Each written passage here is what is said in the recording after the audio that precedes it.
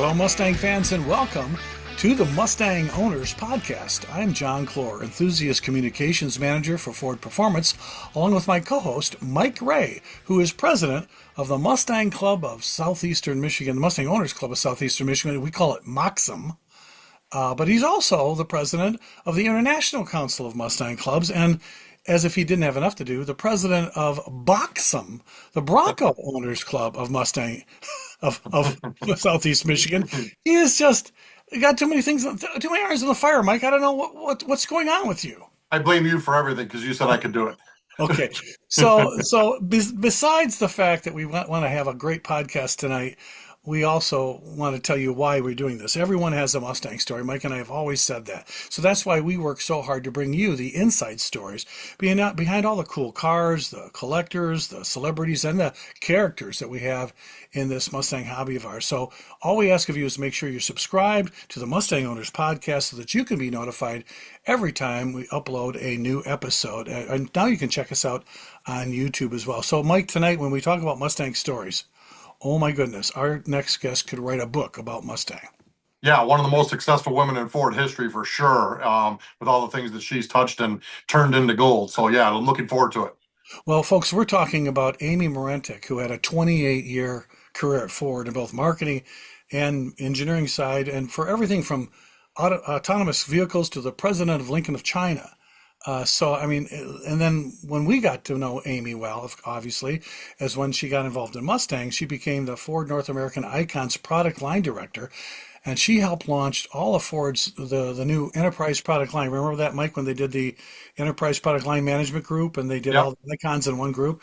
Well, that's what Amy headed up, and she was responsible for all the end-to-end management of all the cool stuff. I mean, yeah, all the good vehicles, right? all the fun vehicles. Yeah, fun vehicles. It's like Bronco, Mustang, Mach-E, Raptor, Ford GT, the STs and the RS.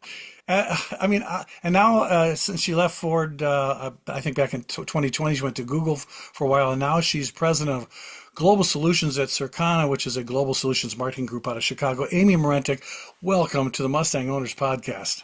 Oh my gosh, I'm so happy to be here. Mostly, I'm happy to see you too. It's been a minute, and you talk about Mustang stories. Nobody has better Mustang stories than the two of you.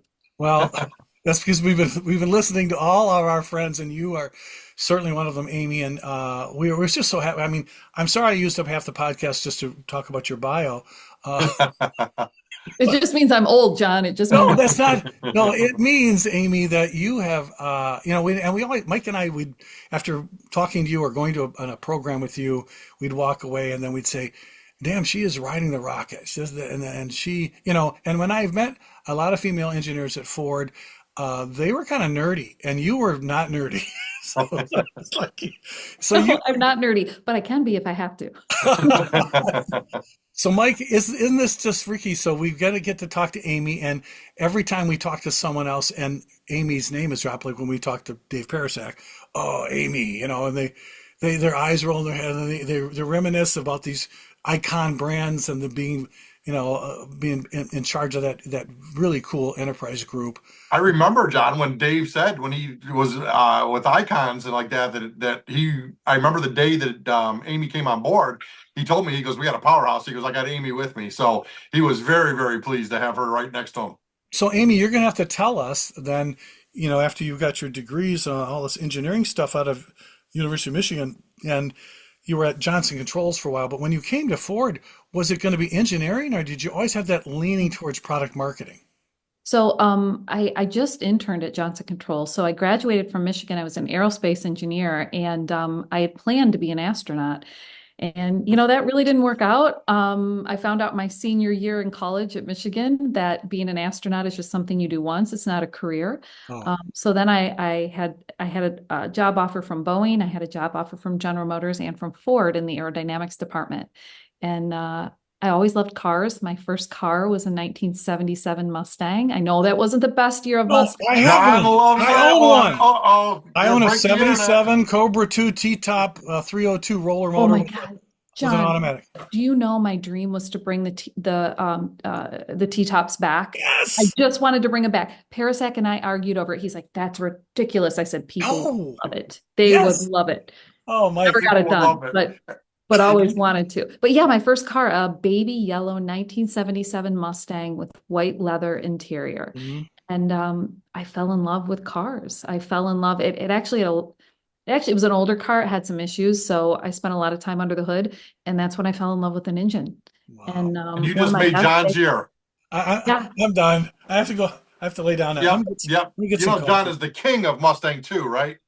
Well, no, He Amy. is the So Carroll Shelby of Mustang 2. no, in writing my first book, it was Mustang 2 was so misaligned, and what an important car that was. Almost 400,000. right, right, And John, it, right. it really was an amazing car, and Lee Iacocca was 100% right to bring that out at that time. And a Mustang, it did more than just keep the brand alive. It was that transitional car that was the right car for the right time, and rack and pinion steering. That got me driving that car. Front disc brakes, and they made fun of the 5.0 in that car, but guess what? The torque was roughly the same as it was for all the Fox bodies. It was only like 19 horsepower less than the 84 GT, which was when the Boss was bad with the Fox, right? Yeah. So, Yeah. I mean, that's why as a journalist you want to write about that there really is no such thing as a bad Mustang. I don't care what Yeah, I anybody agree. And I'm going to tell Dave you said that because Dave and I had many heated arguments, and he would always tease me that that was the version of the Mustang that I had. And No, I Oh my loved it. God. Mike, I loved it. Bill Ford Jr. his first Mustang was a Mustang too. Yeah. He drove a fastback up Look from at World that. Headquarters his vacation home. So, Amy, you're in the right place, but the fact that you started with Mustang, and how did you? There's so many engineering people that get into the company and they get in the programs, and how did you gravitate towards the iconic products? Because we were at the time, Mike, we had lots of other cars other than Mustang and Bronco, and we didn't have Bronco, but we had cars. Yeah. And Amy, how did you just talk to the right people? How did you get to that direction? So I always wanted to, the reason I went into engineering is I wanted to design things people didn't know they wanted yet. That was my why. And I was really, really passionate about American manufacturing.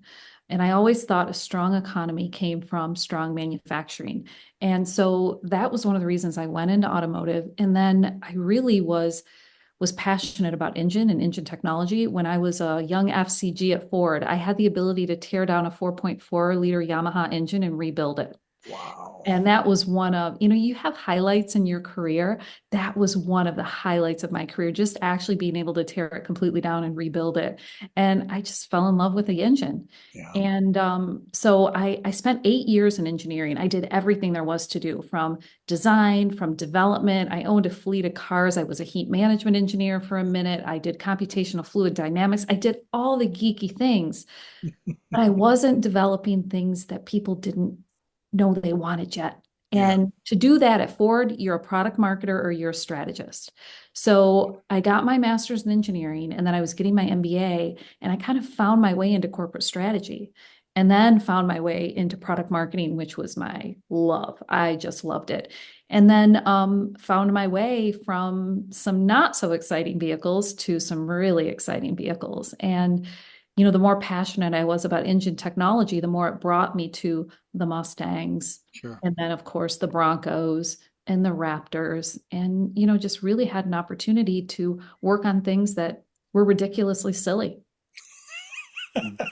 And Well, that's where Mike, I fell in love, right? yeah, Let's do something that we shouldn't be doing. I Let's know. do something that And Mike, nobody even knows they want yet, like 700 horsepower plus. well, Yes. what do we always say, Mike? We go to a meeting. How many people really need 700 horsepower in a Mustang? Nobody. And everybody in the room raises their hand Yeah. and Nobody knocks them. needs it, but everybody wants it. That's what I always said. I said, I don't work on the cars people need. I Right. work on cars that they People want, want. Yeah. that Exactly. they want. Well, now you'd be pleased to know that Ford is only in the icons business. We don't have too much left in the closet there, but we wanted to talk to you tonight on the podcast a little bit about that whole icons group. I mean, Ford had specialty groups. There was the SVO, was Yeah. a group of engineers.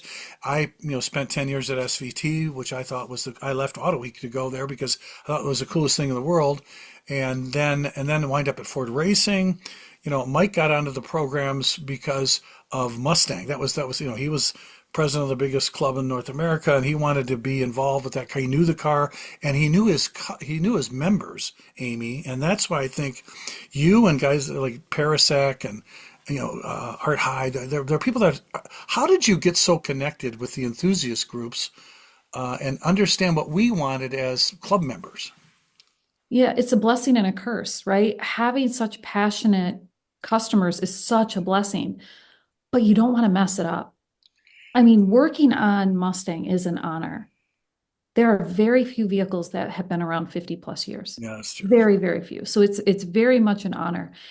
And you want to be true to the brand. You want to be true to the passionate client base, but you also want to make sure you're evolving it and it's around for another 50 years. Yeah, And, some of the decisions we had to make were just so difficult, like the 2.3 i4, right? The turbo, yeah, putting an i4 Yeah. in the Mustang, deleting the V6, the 3.7 V6, which was the most amazing V6, it was. right? Yep. Oh, it Putting was. the Yeah. putting the Coyote back in, making the decision to do a DCT on the GT500. I mean, those were tough decisions. And man, you don't want to mess it up. No, You also absolutely. have to balance, are you compliant? Can you continue to sell it? Right. Right? Because there are all these people don't realize how many regulations you have to meet to sell a vehicle. It's very, very difficult. It'd be great if we could just build what people wanted and what they would pay for. For sure. But it's so much more difficult than that. Well, Mike, Mr. SVO owner, they'd never again put an i4 turbo in a Mustang again. That'll never happen, said Amy Marentic. But Mike, when we talk about that car and Amy's role in those cars, I think looking back, they got it right. They got it. For at least the people in our clubs and the owner group that we know, and even young people today, Mike, that are starting off maybe with S197 and then getting the S550 is growing in leaps and bounds, and that's an expensive car. Yet we see so many young people loving that thing, and I think it's can be spelled out in one word: Coyote. Yeah, but do you remember? So when S197 was released, everybody hated it. They didn't like the styling, Yep. all that stuff. That everybody grew to love it. Same thing happened with 550, and that went. And now Dave said we're going to try to make it everywhere on the map, and it was one of the most successful vehicle launches Yep. in automotive history, Mhm. which I was glad to be part of the launch team for that. And that's when I met Amy was back in 2013. And randomly, Amy, I don't even know if you remember this. So I had a ton of meetings at Regent Court. So me and her always seemed to be up on the elevator at the same time. I was going up to meetings with either Owens or Schaller or Yep. whoever it may be, but Amy was always on the elevator with me every time I was going up for a meeting. Well, usually she'd be going up and you'd be going down, right? No, no, no, no, no. No, both We were going both up. going up. We were both going up. Just up, onward and upward. Well, that's a good point, Amy, because you know, being on the Mustang program, and you like you say, you worry about those things. How will this car be accepted? But the hardest thing has to be, getting a V8 that it keeps growing that image and doesn't go backwards. Yet at the same time, like you said, emission standards and CO2 standards, I mean, it's getting to be impossible. It is getting to be impossible. And, when the compliance people would come and they say, well, you have to sell 80% I4s, we're like, nobody wants that. Nobody Uh, wants that. And you have to have a balance of building what people want, but also making sure that you can extend the life of the vehicle, because you certainly don't want Mustang to end on your watch, mm. right? Oh And no. and so we spent a lot of time and worked with a lot of different technologies. And one of my favorite things that we did were all the feature cars, right? The Mm. Boss, the Bullet, the Cal Special, the GT500, the GT350. I had the ability and the fortunate opportunity to work with Carroll Shelby on the 2013. And I actually own a 2014 just because of the fun that we had with Carroll Shelby and with Jim Owens and with Dave. And I mean, that was just one of the highlights of my life. I actually negotiated the GT350 and GT500 trademark for Ford to own them in perpetuity. I negotiated with Carroll Wow. to make sure that his estate was taken care of and that we could continue to protect that brand and to do good by that brand. And I also planned his funeral. Dave and I and Jim, we planned his funeral at the Automotive Museum in LA, and Mhm. that was the who's who. Jay Leno did the hosting. Lee Iacocca was there. Bob Bondurant was there. It was just really incredible. Wow. Hey, talk about Mustang heroes, Mike. Yeah. Um, And Carroll was certainly one of them. Although Amy, there was contentious times back in the '80s between Ford and Shelby. But Yes. do you believe that? I mean, I remember someone asking John Coletti when he was chief engineer of SVT. It bothered him that people like Steeda and Celine and people were building Mustangs and then buying them instead of an SVT or a Ford. And he said no, because every time you build one of those Mustangs, a Shelby, you got to sell them. You got to start with a You're Mustang. still buying the car, Still buying correct? the car. But I will tell you, the relationship was strained for a while, but it was not in the end. It was not in the end. Carol was just true blue, and Ford loved Carol, and Carol loved Ford. Well, and I think Mike, the way that the public received all the Shelbys that we've produced, there's still a love for him, and I think there's even young people Yeah. know what Carroll Oh Shelby. yeah, we did research because there were questions. They're like, oh, does the Shelby name even mean anything? Does it mean anything? Does it make sense? And we did the research, and even young people, they didn't always know about Carroll, but they knew Okay, Shelby and They they knew knew it the was name, great. yeah. And they knew it was the best of the Mustangs, right? And The right, pinnacle okay, Mustang. okay. So and the he's 13 and 14, John, right now are still very high in popularity. I mean, when it came out, it was the monster, 662 horsepower. Remember the new tail lights that Dave spent a fortune on wait a minute. that Did had you to fight tell? to get Those approved? taillights. No, Yeah, no. but Wait, That's why I got a Amy. 14, Mike, because of the taillights. yeah, What? absolutely. But And Amy. my 2014 is worth more now than what I paid for it. oh, absolutely. I got people literally today. I had somebody requesting one and convertible that they were looking for, and it's hard to find them now, and they're still holding their value tremendously. Amy, you know the story about how I met Dave, right? Yeah, don't No. talk. Oh, you got to hear this Oh, taillight okay. story. So the 2010 car was coming out, the refresh, and Uh-huh. we were at Flat Rock and going over everything, and all our board of directors got invited out there, and just walking around. There were some people there, and I didn't know everybody who was there, and they were asking us, what we thought of cars, whatever. And I was looking around the car. I was in the back, and guy asked me, "What do you think of the car?" I go, "I don't like the taillights. They look like a Honda." And he said, "How you doing?" I'm Dave Parasek, chief engineer. So that's how I met Dave. And then he changed the taillights on the 13 and made the Yeah, best taillights in history. you can't go fond of a Ever. Honda.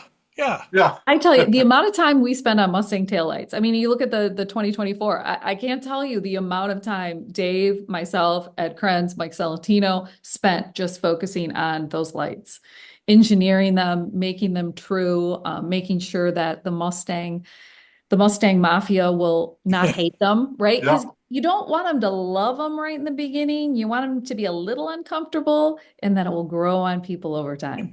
Yeah. So that begs the question, Amy, as when you're in product marketing, who's winning the tug of war? Is it Ford design or does product marketing say, no, wait a second, our data shows this? Because Hmm. designers can go crazy. I once asked when Gail Halderman was still alive, he drew the first original Mustang, and I said to him, I showed him a picture of a late model Lexus. And I said, look at that cheese grater grill. What happened there? And he says, that's when product marketing doesn't stop the designers from going crazy. The designers usually have, well, the experience, product marketing, engineering, and design working together on Mustang was different than any other program I ever worked on. And I worked on every program with the exception of the F-150. I worked on every other program, Well, and I how did is work that? on Raptor. How is it different? It's different because there's 50 years plus of history, and there is a passion and a love. So the people that work on Mustang find their way to Mustang because they love it so much. And because of that love and because of that respect of the brand, there's a really, really strong bond and relationship between product marketing, engineering, and design. And so I would say it's an equal vote, but Hmm. then there's another constituent, and that is the dealer. Okay. So the dealer product committee Hmm. has so much to say. And I remember bringing several designs to them. S197 designed several designs, and they're like, you didn't push it far enough. Mm. You didn't push it Mhm. far enough. You need to push it more. You need to go bigger. You need to change more. And so the dealers were always pushing us for more. The designers were always saying we really got to stay true. And the product marketers were trying to use the data to say this is what we think the client wants based on. So it was just a really lovely tug of war. And I think we always ended up in a good space. I mean, I always wish we would have pushed the envelope a little bit more. Mm. Um, but but I think we ended up in a pretty good place. Well, one of the things, Mike, remember when the Bullet came out and we talked to Art and and getting that car to the market, at least with the SN95, and then bringing it back again for S197. Amy, as a product marketer, Bullet was a movie. It Yeah, wasn't like a Carroll Shelby guy, yeah. Steve McQueen. It's not the McQueen Mustang. It was the Bullet Mustang. And to equate that into a product marketing, you know, proposal, Mhm. wasn't that a difficult thing to do? Yeah, it was, because everybody has an opinion.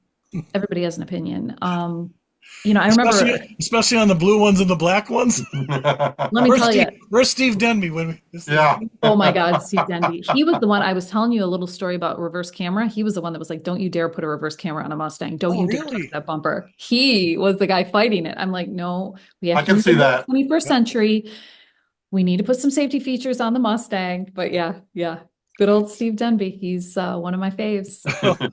Well, the Bullet to us was just a surprise because we thought it was such a niche product, but boy, it touched that nerve. And I remember Mike when it launched. I think it was it who was our marketing manager? Was it Steve Ling still when Bullet came? Probably was Steve Ling. Yeah, so we got some kind of group from China to come over and because we're going to export the Yep. car, find Yep. exporting, Yep. and we they set up at the Automotive Hall of Fame up in the theater there, and we gave them a 50 some year history of Mustang, and I go through all the slides, and I didn't get a burp out of them for Farrah Fawcett, but when I put a picture up there of Steve McQueen, they jump out of their seat and they pick their cell phones up and they yell, "Bullet, bullet!" So China knew what a bullet was. Yeah. So I don't know if you guys know, but I went to China in 2016 to run the Lincoln brand. And Absolutely, we wanted to talk We to you. know. and we brought Mustang to China and we brought the V8 and the i4. Nobody bought the V8. So we didn't sell a lot of Mustangs, but they only bought the i4 because they tax Oh, engine displacement. So yeah, it was like, oh, look at that. Somebody wants the i4, China. Yeah, yeah. no, yeah. Governments can sure make a case for it when it comes to monetary or laws, that's for sure. But I don't know if that really addresses the passion part of it, Mike.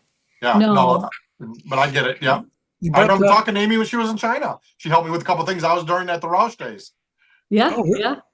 so Lincoln's a whole nother discussion because I know Halderman, who was real passionate. He had designed, I think, his last car at Ford after 40 years was the Mark 8, and Mm.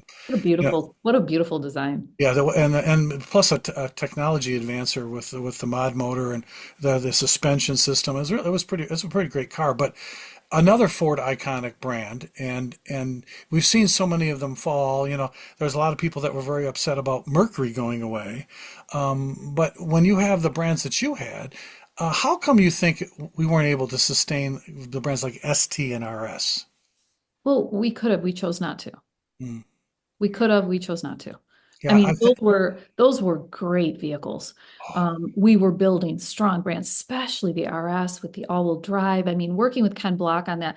One of my favorite stories is we were working on the RS, and there were a couple of the executives that didn't love it. Really? And yeah, yeah. And so Enthusiasts love it. we were working really hard to get it approved, and they wanted to delete the all-wheel drive. And I was like, then it's just an ST. So don't do it. And so I actually got Ken Block to come in, and we were going through the program, and I got him to say the most important feature was all-wheel drive. And he said that to the executive team. And that is the reason why the RS kept all-wheel drive. It was all due to Ken Block. But those vehicles were incredible. We set up Octane Academy. We Yep. had, that was so incredible to do that. We created this group of people that started to feel like Mustang owners, Yeah. right? Yeah. And then we just decided not to invest. Yeah, it's tough in the club world, and Mike can address this. When we create a whole group of Ford enthusiasts, then we abandon them, and Right. and then and we look, we're older guys. We know that times change, Amy, but and Mustang has to adapt to some of that. There are a lot of people calling for an all-wheel drive Mustang. Well, I always did. I mean, I always wanted an all-wheel drive Mustang. Dave didn't love that, but I was like, listen, I am a woman. I get nervous driving in the snow. hmm And I would love to have a car that I can drive year round. And if Mustang was all-wheel drive, and some of the most incredible Porsches and Audis, Yeah, all-wheel that's drive. Yeah, yeah. And so yeah, that was something else I tried to do, but never got that one done. And granted, tearing up the platform for all-wheel drive was really, really expensive. Yeah, and there wasn't that for. I mean, we didn't have that volume. Okay, the other thing they wanted me to ask you was, do you have a favorite Tom Barnes story? Oh my gosh. Do I not? So I here's mean, what Mike wants to get both Parasak and Barnes on together. Talk about launch. Maybe we should bring you in, Amy, just to talk about a launch, just the two of them to start, peeling that onion. But do you have Tom Barnes? What a impact he made on the Mustang over your time there. And the Faster Horse movie, Amy. he has very quiet power. So he doesn't talk a lot, but he gets a lot done behind the scenes. And one of the best things that Dave does is build a team. Mm-hmm. So he has these people from all over the country or all over the company that just follow him to whatever he does. And these are people that he really, really trusts. And one of the people that he trusted the most was Tom. Oh. And for very good reason.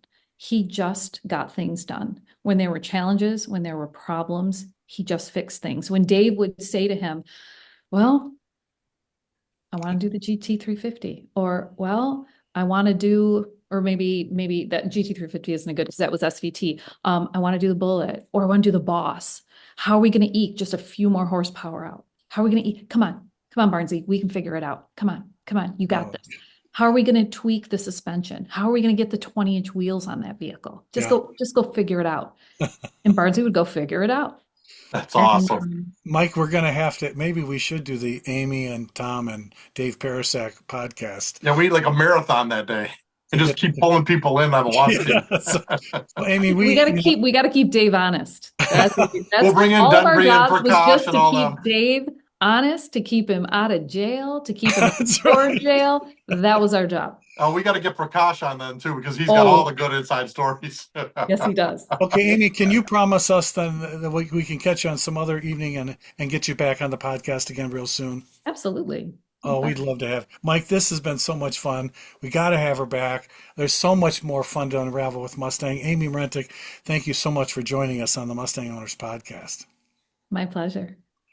Well, folks, that's a wrap for this edition of the Mustang Owners Podcast, but don't forget to check out the enthusiast section of FordPerformance.com this week. And if you haven't already done so, get your Mustang Club or Facebook group registered on Ford Performance Club Connect. And if you want to know what's going on with Mike's Mega Club, Moxum, check them out at Moxum.com. And as always, we welcome your comments if you send them to us at clubhub@ford.com. So until next time, we're just going to have to catch you down the road.